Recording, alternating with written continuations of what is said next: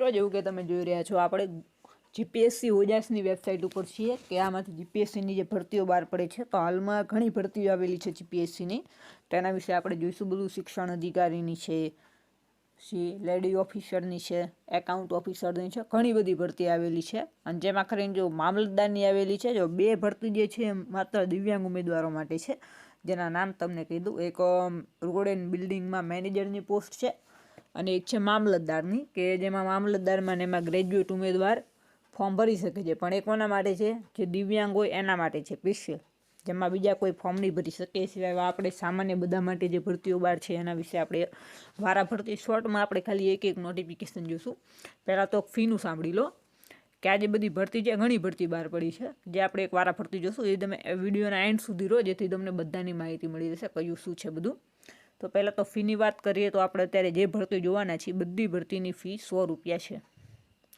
અને પ્લસ જે ઉપર ચાર્જ ફોર્મનો લાગી અને ફોર્મનો ચાર્જ પણ જો તમે પહેલી જ વાર ફોર્મ ભરતા હોય તો વધીને 120 જેવો લાગે એનાથી વધારે નથી થતો અને જો ઓલરેડી તમે ફોર્મ ભરેલું હોય અને ભરતા એટલે કે પહેલાં બીજી કોઈ ભરતીમાં ફોર્મ ભરેલું હોય આ જ વેબસાઇટ ઉપર તો પછી શું કે તમારું રજિસ્ટ્રેશન ઓનલાઈન નથી આવતું ડાયરેક્ટ ફોર્મ ભરી શકાય એટલે ચાર્જ તમારો ઓછો થાય તો 80 રૂપિયાની અંદરમાં ફોર્મનું પતી જાય અને એ સિવાય આજે 100 રૂપિયાનું ઉપરની ફી થતી હોય એ ફી છે ફીમાં પણ SC ST વાળા માટે ફી નથી ઠીક છે અને જે મહિલા ઉમેદવાર છે તો એમના માટે પણ ફી નથી માંગેલી એ સિવાય જે જનરલ કેટેગરીવાળા છે OBC વાળા છે એ બધા માટે ફી છે બાકી SC ST વાળા માટે ફી નથી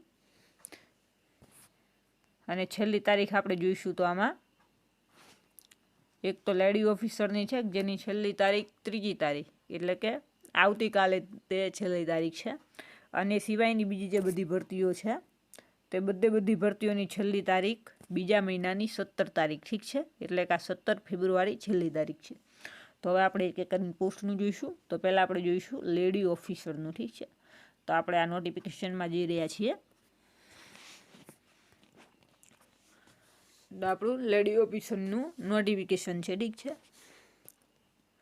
જેમાં તમે જોઈ શકો છો આ જગ્યાની ને એની માહિતી છે જેમાં આપણે ખાસ મેન જોઈશું કે આમાં પરીક્ષા ક્યારે આવી શકે છે તો પરીક્ષા જે છે આની એ ઓગસ્ટ 2025માં આવી શકે છે ઠીક છે ઓગસ્ટ 2025માં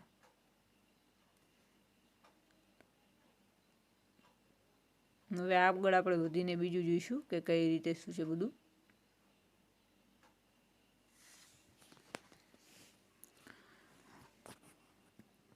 હવે આપણે મેઇન જે છે શૈક્ષણિક લાયકાતનું છે અને ઉંમરનું છે બાકી આપણે ફીનું ને એનું બધું જોઈ લીધું છે તો હવે આની અંદર તમે લાયકાતનું જુઓ તો આમાં માસ્ટર ડિગ્રી માંગેલી છે કે તમે લેબર લોસ એન્ડ એટલે કે લેબર લો અને લેબર વેલફેર એટલે કે મજૂરી અંગેનું બધું કાયદા કાનૂનનું ને એનું તમે એમાં માસ્ટર ડિગ્રી કરેલી હોવી જોઈએ અને સિવાય આની અંદર તમે જોઈ શકો તો અનુભવ માંગેલો છે કે 3 વર્ષનો તમને આની અંદરમાં અનુભવ હોવો જોઈએ પગાર ધોરણ 53,100થી સ્ટાર્ટિંગ પગાર છે અને ઉંમરમાં છે 40 વર્ષથી વધારે નહીં ઠીક છે જીપીએસસીમાં એમાં 20 વર્ષથી સ્ટાર્ટિંગ થાય 20થી 40 વર્ષ અને એ સિવાય છૂટ જે મળે છે તો આમાં બધામાં મળે જ છે જો આગળ આપણે જે મેન હતું આમાં જોઈ લીધું આપણે વિડીયોને વધારે લાંબો નહીં કરીએ આગળ હવે આપણે બીજી પોસ્ટનું જોઈશું તો બીજી પોસ્ટનું તમે જોઈ શકો છો જીપીએસસી આસિસ્ટન્ટ ડાયરેક્ટર IT ઠીક છે તો જો આ IT ફિલ્ડનું છે આસિસ્ટન્ટ ડાયરેક્ટરની પોસ્ટ છે અને ડાયરેક્ટરની પોસ્ટ જે છે ITમાં તો આનું આપણે એજ્યુકેશન ક્વોલિફિકેશન અને ઉંમર મર્યાદા એ જોઈશું જો આમાં તમે તારીખ જોઈ શકો છો કે 3જા મહિનાની 16 તારીખે આની પરીક્ષા આવી શકે છે સંભવિત તારીખ આપેલી છે શૈક્ષણિક લાયકાતાની અંદર જોયું હોય તો આપણે જોઈ શકીએ છીએ કે તમે બેચલર ઓફ એન્જિનિયરિંગ જો એન્જિનિયરિંગમાં ડિગ્રી હોવી જોઈએ કે પછી ઇન્ફોર્મેશન ટેકનોલોજીમાં ડિગ્રી કરેલી હોવી જોઈએ એ સિવાય જુઓ તમે કોમ્પ્યુટર સાયન્સ ઠીક છે કોમ્પ્યુટર સાયન્સમાં તમારે ડિગ્રી હોવી જોઈએ કાં પછી કોમ્પ્યુટર એન્જિનિયરિંગમાં કોમ્પ્યુટર ટેકનોલોજી તો આમાંથી કોઈ પણમાં તમે ડિગ્રી કરેલી હોવી જોઈએ અને એ સિવાય એમાં 5 વર્ષનો અનુભવ માંગેલો છે 5 વર્ષનો તમને IT ફિલ્ડમાં અનુભવ હોવો જોઈએ તો તમે આમાં ફોર્મ ભરી શકો છો અને ઉંમર મર્યાદા જે હતી જે તે બધામાં યાદ રાખજો કે ઉંમર મર્યાદા બધામાં 40 વર્ષ સુધી છે, 40 વર્ષથી વધારે નહીં ચાલે.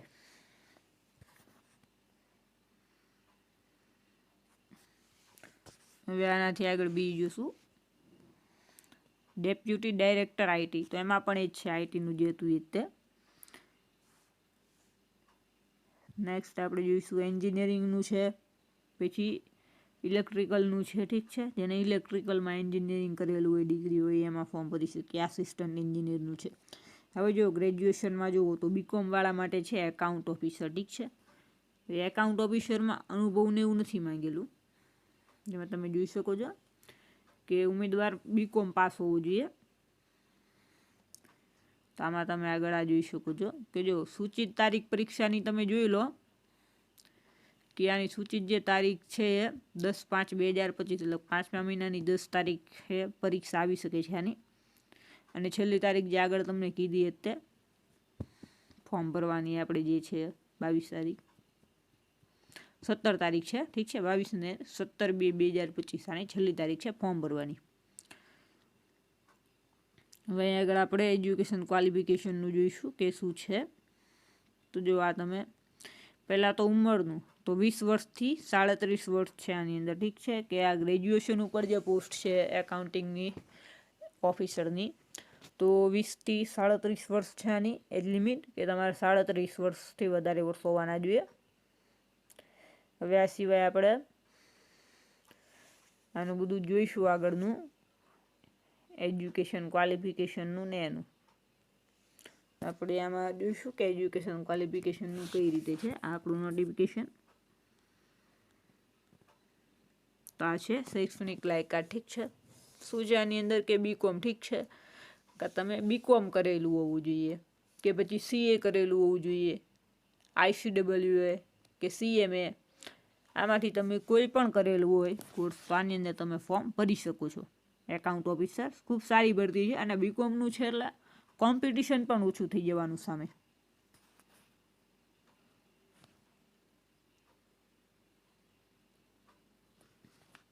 હવે આગળ આપણે જોઈશું આસિસ્ટન્ટ કમિશનર. તો એમાં આસિસ્ટન્ટ કમિશનરની પોસ્ટ છે એ છે ઇન્ડસ્ટ્રીઝ એન્ડ માઇન્સમાં. તો એમાં MBA માંગે કે તમે ઇન્ડસ્ટ્રીનું ને એનું બધું શીખેલા હોવો જોઈએ, તો આમાં ફોર્મ ભરી શકો છો.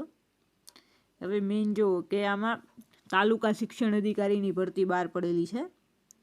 તો આ જે તાલુકા શિક્ષણ અધિકારીની ભરતી છે તો એની અંદર કઈ રીતે શું છે, તો પહેલાં તો કહી દે, આની અંદર ફોર્મ ભરવા માટે તમારે પહેલાં તો એક શિક્ષકની લાયકાત હોવી જરૂરી છે. શિક્ષકની લાયકાતમાં શું આવે કે તમે માસ્ટર ડિગ્રી કરેલી હોય અને BEd કરેલું હોય. ઠીક છે, પહેલાં તો ખાસ જ તે કે જો તમે આમાં BEd કે કરેલું હોવું જોઈએ. હવે સિવાય બરાબર, આ મેઇન જો સાંભળો કે આમાં માસ્ટર ડિગ્રી નથી માંગેલી, પણ તમે જે બેચલર ડિગ્રી કરો એટલે કે કોલેજ પાસ કરો એના પછી તમારે BEd કરેલું હોવું જોઈએ. અને BEd પછી તે તમે જે ટેટ ટાટ આવે એ પાસ કરેલું હોવું જોઈએ. ઠીક છે, ત્યાં DLED પર કરેલું હોવું જોઈએ, કે જેમાં 2 વર્ષનું પ્રાઇમરી ટીચરનું સર્ટિફિકેટ આવે, કે પછી ડિપ્લોમા. ઠીક છે, એટલે કે ટેટ ટાટનું હોય તો પણ ચાલે, કંઈ વાંધો ન આવે ને. એ સિવાય કે આની અંદર અનુભવ જોઈશે, કે તમને 5 વર્ષનો અનુભવ હોવો જોઈએ શિક્ષક તરીકે, તો તમે આની અંદર ફોર્મ ભરી શકો છો શિક્ષણ અધિકારીમાં. ઠીક છે, જે હતું આપણે મેઇન પોસ્ટ હતી. એ સિવાય જે બધી પોસ્ટ છે પીડિયાટ્રિશિયનની છે, તેમાં તમે પીડિયાટ્રિકનું ભણેલા હોવા જોઈએ. ઠીક છે, એમાં તમારી ડિગ્રી હોવી જોઈએ. એ સિવાય સર્જનની છે તો એમાં તમારી સર્જરી અંદર ડિગ્રી મેળવેલી હોવી જોઈએ, તો તમે આમાં ફોર્મ ભરી શકો છો. કે આમાં જે આપણે મેઇન ભરતી હતી જોવાની એક શિક્ષણ અધિકારીની હતી, કે જેમાં તમારી લાયકાત હોવી જોઈએ કે BEdની ટેટ ટાટ પાસ હોય ને એવી રીતે, તો તમે ફોર્મ એમાં ભરી શકો. ને 5 વર્ષનો અનુભવ હોવો જોઈએ શિક્ષક તરીકે. અને સિવાય બીજી આપણે જે જોઈએ એકાઉન્ટ ઓફિસરની, કે જેમાં બધા ગ્રેજ્યુએટ ઉમેદવારો ફોર્મ ભરી શકે છે. એટલે ખાસ મેઇન આ ભરતીઓ છે, એટલે કે જે બીકોમ કરેલું છે એ લોકો આમાં ખાસ ફોર્મ ભરી દેવું, કે કોમ્પિટિશન એવું ઓછું હોય આની અંદર. અને બાકી જે છે BEd પાસ કરેલું હોય એ લોકો માટે હતી ભરતી, આપણે જોઈએ આગળ. પણ એમાં તમારે 5 વર્ષનો અનુભવ હોય તો તમે ફોર્મ ભરી શકો છો. બાકી આવી જ માહિતી માટે અમારી સાથે બન્યા રહો. આપણે જે નવી સારી ફોર્મ ભરાવી ભરતી આવશે એના વિડીયોમાં ચેનલમાં મૂકતા જ રહીશું, જેથી તમને બધું મળી રહે. અને ઘરે બેઠા તમે ફોર્મ પણ ભરાવવું હોય તો અમારી પાસે ભરાવી શકો છો. ડિસ્ક્રિપ્શનમાં અમારી ગ્રુપની લિંક આપેલી છે, મોબાઈલ નંબર આપેલો છે. ઠીક છે. ના સમજાય તો તમારે ઘરે બેઠા ફોર્મ ભરવું હોય તો આપણો નંબર છે 8758421656. આની ઉપર તમે ઓનલી વોટ્સએપ નંબર છે, ફોન નહીં થાય. તમે ખાલી મેસેજ કરશો કે આ પોસ્ટમાં ફોર્મ ભરવું છે તો તમને બધી માહિતી મળી જશે. એ મુજબ તમારે ડોક્યુમેન્ટના ફોટા અમને વોટ્સએપમાં મોકલવાના રહેશે અને અમારા દ્વારા તમને ફોર્મ ભરીને પ્રિન્ટ મોકલી આપવામાં આવશે. તમને પ્રિન્ટ મળી જાય એના પછી તમારે ઓનલાઈન પેમેન્ટ કરવાનું આવશે. બાકી એ સિવાય બીજું કંઈ નહીં રહે. વધારે માહિતી માટે જોડાઈ રહો અમારી સાથે. જય હિન્દ, જય ભારત.